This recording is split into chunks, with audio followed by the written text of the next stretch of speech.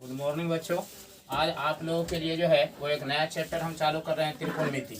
ठीक है, तो देखिए त्रिकोणमिति, ट्रिगोनोमेट्री शब्द की जो उत्पत्ति है वो ग्रीक शब्द से हुई है। किस शब्द से हुई है? ग्रीक शब्द से। जिसमें तीन शब्द जो है वो अलग अलग कर करके देखे दिखाए हैं। इसमें ट्री का अर्थ होता है कुछ तीन, गौन का अर्थ होता है भुजा, तथा मेट्रॉन का अर्थ होता है मापन। अर्थात आप कह सकते हैं कि त्रिकोणमिति जो है जो क्या है, त्रिभुज के मापन का एक क्या है, विज्ञान है। आप कह सकते हैं कि त्रिकोणमिति त्रिभुज के मापन का क्या है, एक विज्ञान है। ठीक है, इसमें त्रिभुज के भुजा, कोण इत्यादि के बारे इत्यादि को मापा जाता है। तो देखिए त्रिकोणमिति विज्ञान की एक ऐसी शाखा है जिसमें त्रिभुज के भुजा, कोणों की माप तथा उससे संबंधित जो प्रश्नों का प्रश्न है उसका अध्ययन किया जाता है। तो आप इस तरह से कह सकते हैं कि त्रिकोणमिति क्या है, तो त्रिकोणमिति जो है वो विज्ञान की एक शाखा है ना, जिसमें हम लोग क्या देखते हैं बाबू, किसके बारे में अध्ययन करते हैं, तो त्रिभुज के भुजा, कोण का माप तथा उससे जो संबंधित जो प्रश्न है उसके बारे में हम लोग अध्ययन करते हैं। ठीक है, देख लीजिए।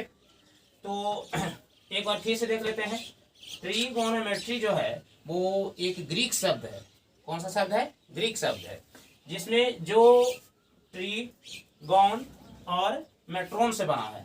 ठीक है, ट्री का अर्थ होता है क्या?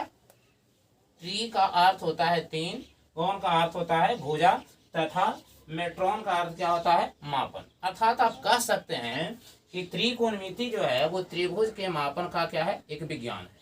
ठीक है, तो इस तरह से जो है वो इसका पूरा का पूरा जो है वो क्या बना, परिभाषा। आप सटीक परिभाषा जो है वो दे सकते हैं कि त्रिकोणमिति विज्ञान की एक शाखा है जिसमें त्रिभुज के भुजा, कोणों के माप तथा उससे संबंधित प्रश्नों का क्या किया जाता है, अध्ययन किया जाता है। ठीक है, चलिए अब हम लोग देखते हैं कि इसमें त्रिभुज आया है ना। तो चलिए त्रिभुज देखते हैं।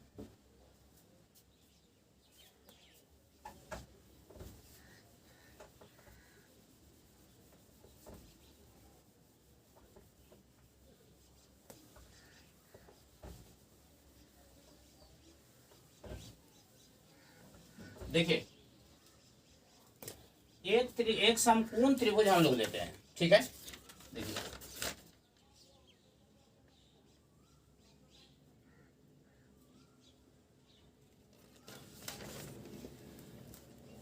एक समकोण त्रिभुज लिए जिसमें कोण भी क्या है, समकोण है। एक समकोण त्रिभुज, देखिए समकोण त्रिभुज ए बी सी में एक समकोण त्रिभुज। देखिए यहाँ पर ये जो बी है वो समकोण है, और समकोण के याद रखिएगा, समकोण के सामने वाली जो भुजा होती है वो क्या कहलाती है, कर्ण कहलाती है। और कर्ण कभी भी चेंज नहीं होता, वो हमेशा जो है वो समकोण के सामने ही होता है। ठीक है, तो देखिए ये हो गया क्या, कर्ण।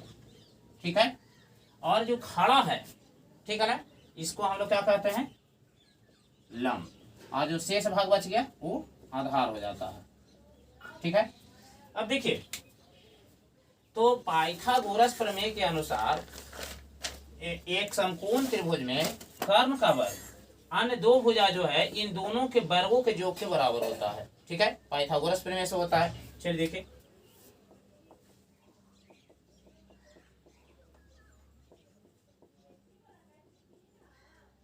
कर्ण का जो वर्ग है वो अन्य दो भुजा, तो बच गया लंब, लंब का स्क्वायर प्लस आधार का स्क्वायर।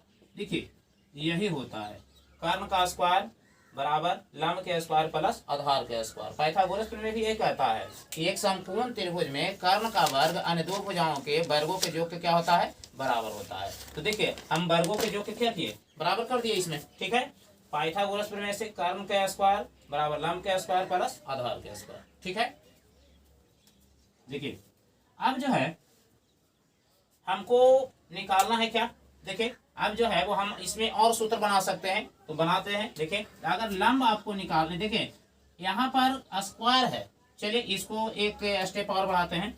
यहाँ देखिए ये स्क्वायर है, तो स्क्वायर इसमें से हम हटा देते हैं, सिर्फ रहेगा कर्ण। हमको सिर्फ कर्ण निकालना है, तो कर्ण निकालिएगा तो इस पर जो पावर है वो अगर हटेगा तो बराबर के बाद वाला जो अंक होता है वो रूट में चला जाता है। तो देखिए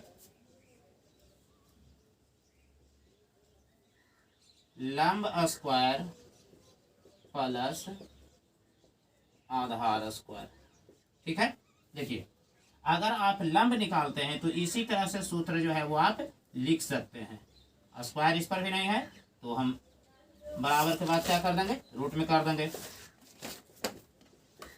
कर्ण स्क्वायर माइनस आधार के स्क्वायर, ठीक है।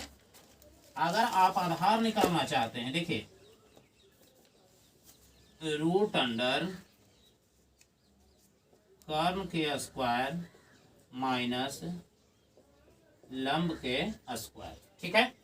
देखिए इससे जो है इस समकोण त्रिभुज है, समकोण त्रिभुज में कर्ण का वर्ग अन्य दो भुजाओं के वर्गों के योग के बराबर होता है, ठीक है। अब देखिए क्योंकि इसमें एंगल नहीं डाला हुआ है, ठीक है, तो ऐसी स्थिति में इस समकोण के सामने वाला कर्ण हो जाएगा और जो खड़ा रहता है वो लंब और जो शेष बच जाएगा जो आधार हो जाएगा, ठीक है। तो चलिए ये जो है वो सूत्र इस पर जो है वो हम लिख दिए हैं, आप लोग इसको जो है वो उतार लीजिए। तब तक जो है हम इसमें स्याही डाल देते हैं।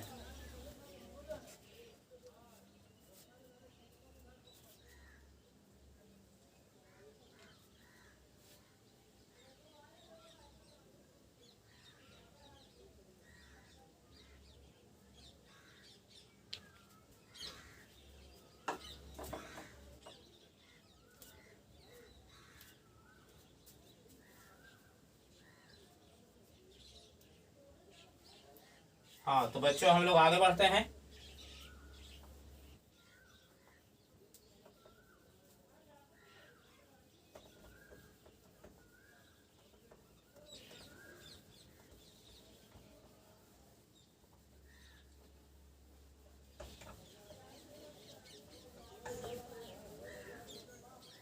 चलिए अब हम लोग आते हैं इसमें सूत्र पर, ठीक है। देखिए त्रिकोणमिति जो है उसमें सूत्र अगर आप सही ढंग से याद कर लेते हैं तो निश्चित तौर पर त्रिकोणमिति का जो है वो हिसाब आपको गलत नहीं होगा, ठीक है, और हमेशा जो है वो आप आगे बढ़ते रहेंगे। लेकिन इसमें जो है वो त्रिकोणमिति का सूत्र याद करना बहुत जरूरी है, ठीक है। अगर आप त्रिकोणमिति का कन्फर्म सूत्र रखते हैं तो निश्चित तौर पर आप कहीं पर नहीं गड़बड़ाइएगा। तो चलिए त्रिकोणमिति में देखते हैं और हम आगे बढ़ते हैं, सूत्र लिखते हैं। देखिए त्रिकोणमिति में जो त्रिभुज है उसका 6 गो निष्पत्ति होता है। निष्पत्ति कितना होता है, 6। देखिए कौन कौन होता है, साइन, कॉस, टैन, कॉट, सेक और कॉसेक, ठीक है। 6 निष्पत्ति होता है। तो इस पर जो है हम लोग अगर इसमें जो है वो थीटा लगा देते हैं, देखिए तो वो जो है वो क्या हो जाएगा, एंगल हो जाएगा। क्या होगा, एंगल। तो देखिए इसका जो 3 निष्पत्ति होता है तो 6 निष्पत्ति होता है, तो इसमें जो है वो सब में जो है वो हम एंगल लगा दे रहे हैं। देखिए सब निष्पत्ति में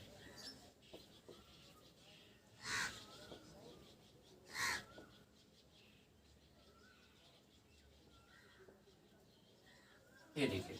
अब इसको पढ़ा क्या जाएगा, देखिए साइन थीटा, ठीक है, क्या पढ़ा जाएगा, sine theta, cos theta, tan theta, cot theta, sec theta और कोसेक थीटा, ठीक है।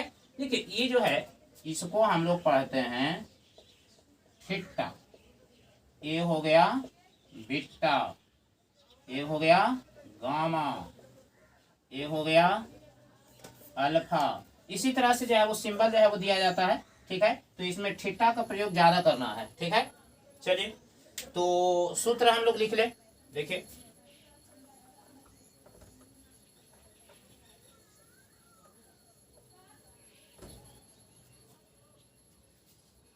देखिए ये एक समकोण त्रिभुज है, ठीक है। इसमें जो है एक समकोण त्रिभुज है। चलिए इससे पहले सूत्र लिखने से पहले इसमें और जो है वो हम आपको बता दें कि अगर एंगल जो है वो त्रिभुज में रखा जाएगा तो फिर इसमें लंब कर्ण लंब, कर्ण और आधार कैसे जो है वो चेंज हो जाते हैं, ठीक है ना। इसको थोड़ा सा देख ले, उसके बाद हम लोग सूत्र देखेंगे। तो देखिए एक समकोण त्रिभुज लिए हम इसमें ए बी सी, ठीक है। और दूसरा समकोण त्रिभुज ले लेते हैं, देखिए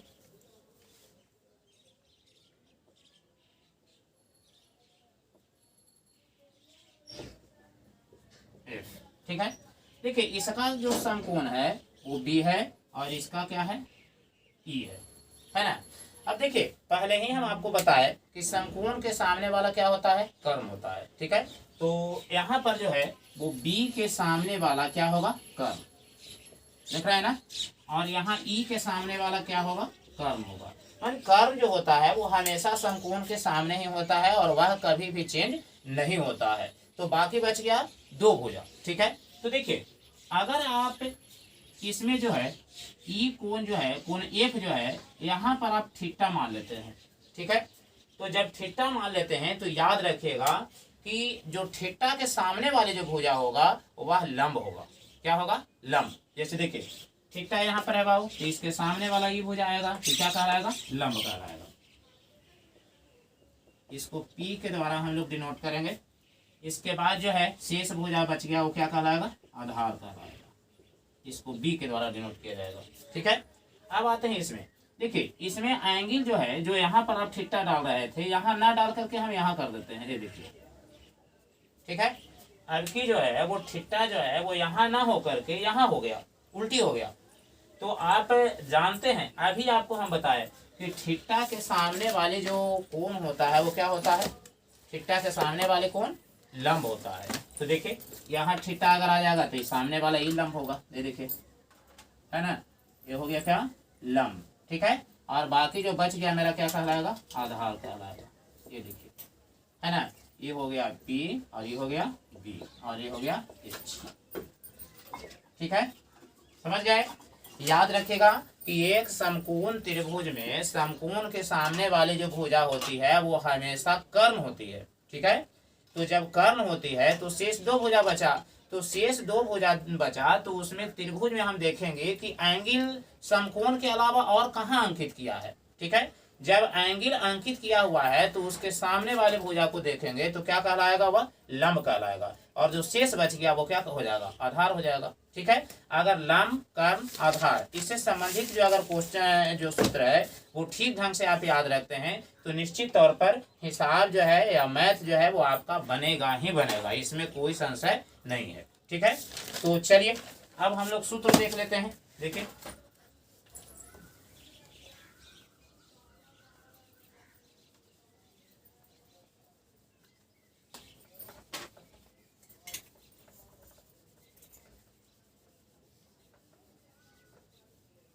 देखिए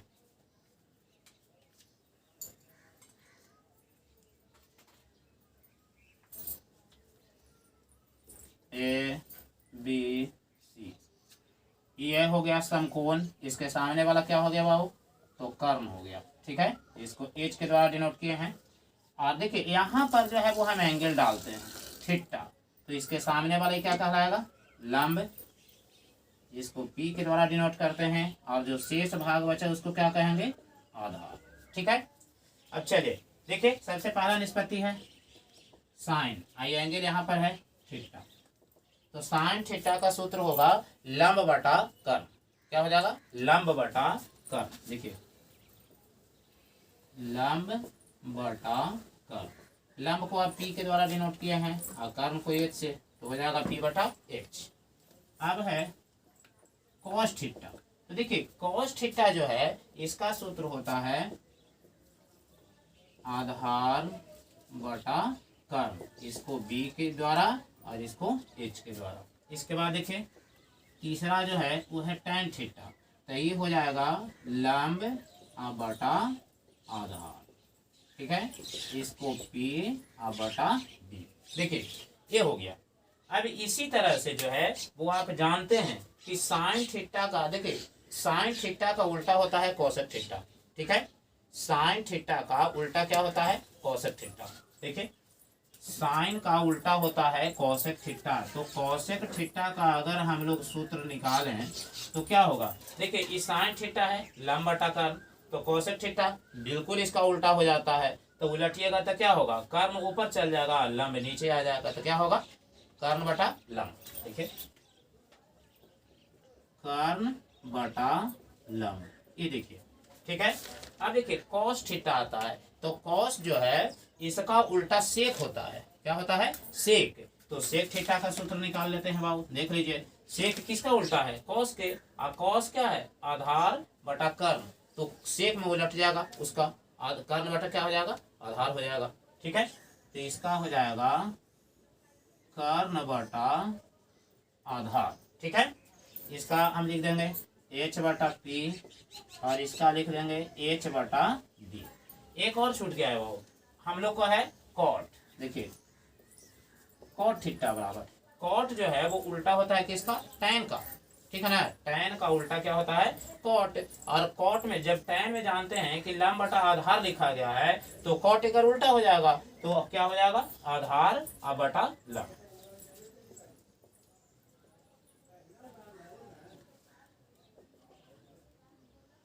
ये देखिए, ठीक है।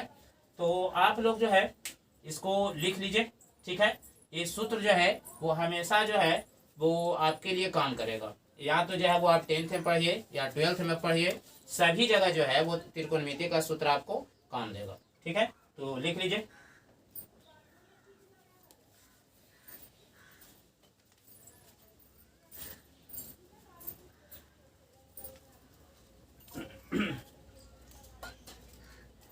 चलिए हम लोग आगे बढ़ते हैं।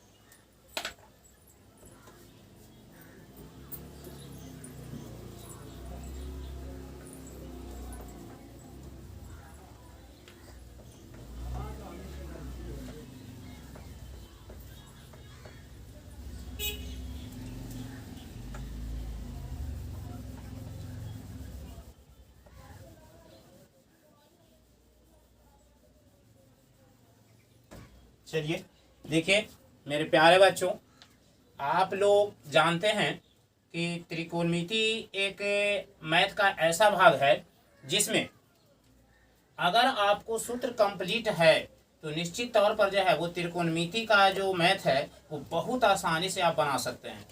और इसमें जैसे जैसे आप आगे बढ़िएगा इसमें आपको बहुत अच्छा हिसाब बनाने में बहुत मन लगेगा, है ना।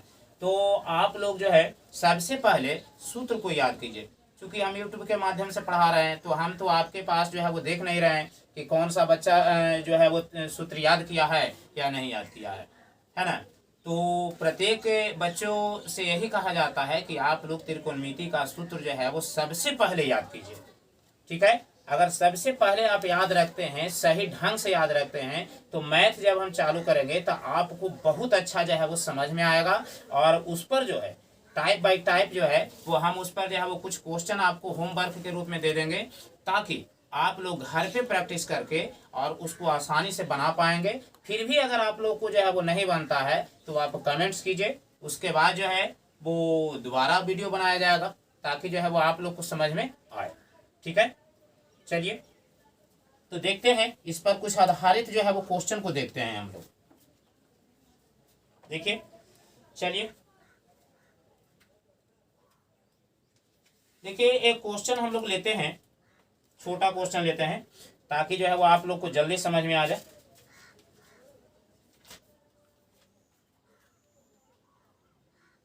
देखिए एक क्वेश्चन है कि साइन थीटा बराबर 3/5 हो तो सभी त्रिकोणमितीय अनुपात को निकालें।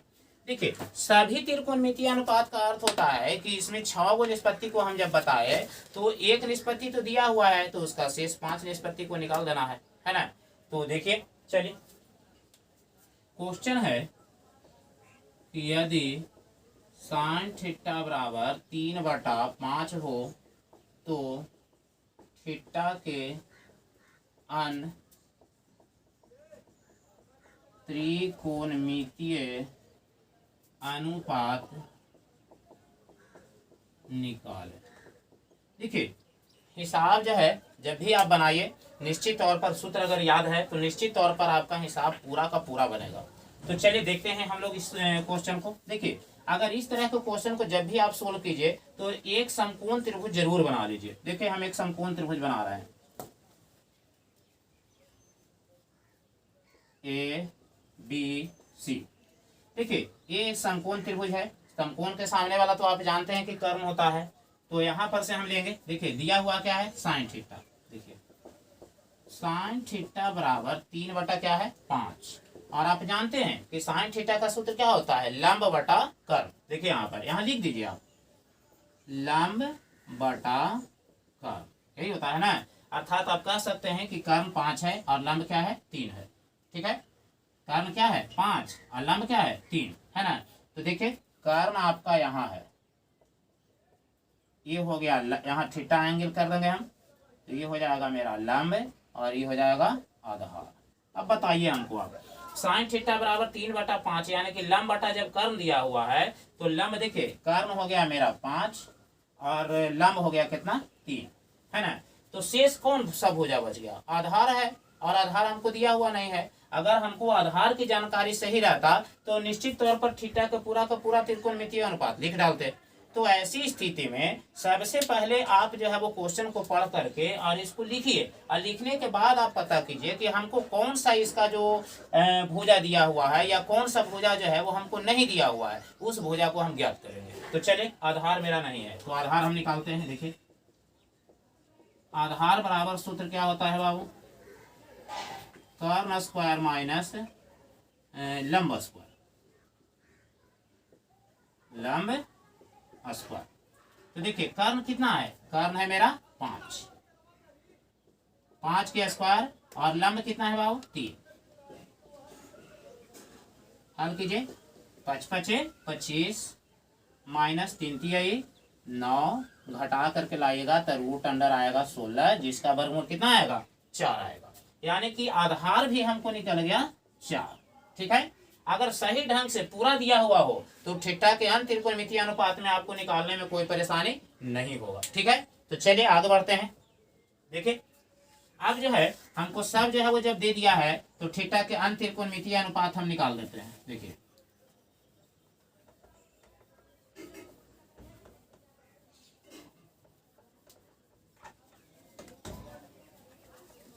ये देखिए, चलिए साइन का जब दिया हुआ था कॉस थीटा, फिर हो जाएगा टैन थीटा, यहाँ हो जाएगा सेक थीटा, यहाँ हो जाएगा एक और बच गया है cot theta, cot theta, sec theta और cosec theta. Sine cos theta को उल्टा, कॉस थीटा का सूत्र क्या होता है, तो आधार बटे कर्ण। ठीक है, आधार हो गया 4, कर्ण हो गया 5। देखिए टैन थीटा, तो टैन थीटा का हो जाएगा लंब बटा आधार। लंब कितना है बाबू 3, आधार कितना है 4। कॉट इसका उल्टा होता है, यानी कि आधार बटे लंब, तो आधार मेरा कितना हो गया 4 और लंब कितना हो गया 3। देखिए सेक थीटा, सेक होता है कोस को उल्टा, इसका कर्ण बटा हो जाएगा आधार, कर्ण बटे आधार, तो कर्ण हो जाएगा 5 और आधार हो जाएगा 4। जबकि कोसेक थीटा है वो साइन का उल्टा होता है, तो साइन का हो जाएगा कर्ण बटा लंब, तो कर्ण हो जाएगा कितना 5 और इसका 3। ये देखिए यही जो है वो मेरा निकला थीटा के अन्य त्रिकोणमितीय अनुपात। ठीक है, तो आप लोग जो है वो इसको लिख लीजिए, और इसी टाइप का क्वेश्चन जो है वो आप किताब से खोजिएगा, किताब में आपको मिलेगा। और बीटीबीसी का जो त्रिकोणमिति है इसमें फर्स्ट चैप्टर आप प्रयास कीजिए बनाने के लिए। ठीक है, तब तक इसको उतारिए।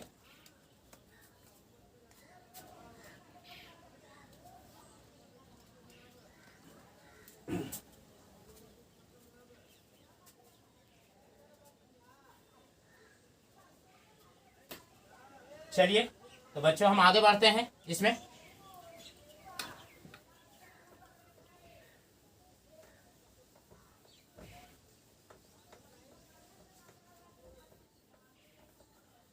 देखिए इस पर कुछ जो क्वेश्चन जो है वो हम आपको आधारित क्वेश्चन दे देते हैं होमवर्क, और आप लोग इसको जो है वो घर पे बनाइए। देखिए HW, ठीक है, लिखेंगे हम लोग कि यदि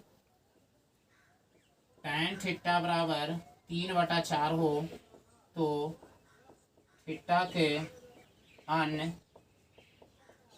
त्रिकोणमितीय अनुपात ज्ञात करें। ये पहला क्वेश्चन हो गया। दूसरा क्वेश्चन AHW दे रहे हैं, ठीक है, अपना मन से जो है वो दे रहे हैं या किताब से भी जो है वो मिलेगा तो उसको आप बना सकते हैं। देखिए अगला क्वेश्चन है कि यदि कोसेक थीटा बराबर 5/3 तो 5/4 कर दे रहे हैं, तो थीटा के अन त्रिकोणमितीय अनुपात निकालें। तीसरा क्वेश्चन है कि यदि साइन थीटा बराबर 6/10 तो थीटा के सभी त्रिकोणमितीय अनुपात निकालें। देखिए बाबू, इसमें जो है वो 3 क्वेश्चन जो है वो हम आपको HW में दे दिए हैं, एक क्वेश्चन पहले बताए हैं। अगर आपको वो सही ढंग से क्वेश्चन समझ में आ जाता है तो निश्चित तौर पर ये तीनों हिसाब बनाने में आपको कोई तकलीफ नहीं होगी, ठीक है। तो चलिए आज हमें इसमें त्रिकोणमिति में यहीं तक के जो है वो रहने देते हैं।